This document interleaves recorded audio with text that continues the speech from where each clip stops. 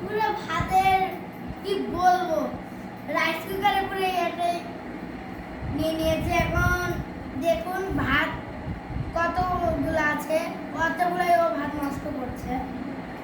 আর দেখুন আমি ভাত খাচ্ছি, কি দেখে নাকি গোসল না করলে হবেই না। দেখুন হ্যালো গাইস, আমার ছেলের অবস্থা দেখুন, পাটা দেখুন। আপনারা কি কেউ আপনাদের বাচ্চাকে এরকম করে ভাত খাওয়ান? আমাকে কমেন্ট করে বলুন তো। আমার ভাই দেখেছেন কতটা দুষ্টু। এই ভাত দাও, ভাত দাও। এই তোমাকে ভাত দিতে বলেছি, হাত না। আপনারা কে কে এমন করে ভাত খান একটু কমেন্টস করে বলুন তো। আপনারা কে কে আপনাদের ছেলে বা ভাই বা ব্রাদার কে এইভাবে খাওয়ান? আমার ভাইকে আমি এইভাবে খেলতে দিই, কারণ বাচ্চা যেটুক খাবে এভাবে খেলে ওটুক যদি আর গুণে মানে পুষ্টিতে লাগে, ওটাই আলহামদুলিল্লাহ অনেক ভালো। দেখেন আমার ভাইটা একা একা খাচ্ছে। অনেকে জিজ্ঞাসা করেন আমি নোমানকে কি কি খাওয়াই।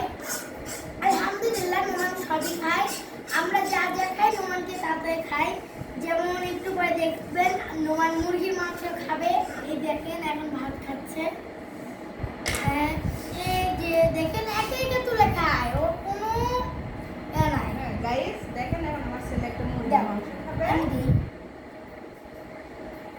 এই দেখুন আমি বলতে মুরগির মাংস খেয়ে নিচ্ছে, তাহলে ভাবুন ও কি। তোমাকে তুই দেখ দেখুন ভাত খাচ্ছে। আর দাঁড়াও No, no, no, no, no.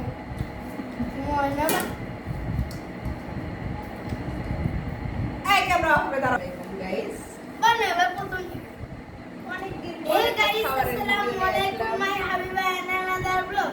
আজকে দেখুন আমার ভাইয়ের অবস্থাটা কি শুরু করছো নাকি। আসসালামু মাই হাবিবা এনাদার ব্লগ।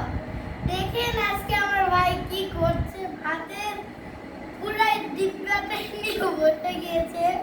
এই দেখুন রাইস কুকারের টুক করছে। সে একটু করেছে খেয়ে দে। না গাইস এগুলো আমি আমার মা এবং আমার বাবা মিলে খেয়েছি। ও তো পরে এক মুঠা দুই মুঠা করে খাচ্ছে। দেখুন অনেকে আমাকে জিজ্ঞাসা করেন যে আপু তুমি নোমানকে কি কি খাওয়াও। আলহামদুলিল্লাহ আমি নোমান সবই খাই।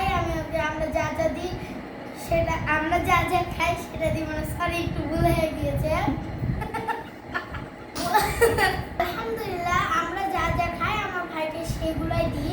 কিন্তু অনেক সময় দেখা যায় আমরা একটু তরকারিতে বেশি ঝাল দিয়ে দিয়েছি, সে সময়টাই একটু ওকে খিচুড়ি বা কলা এগুলো খাওয়াই।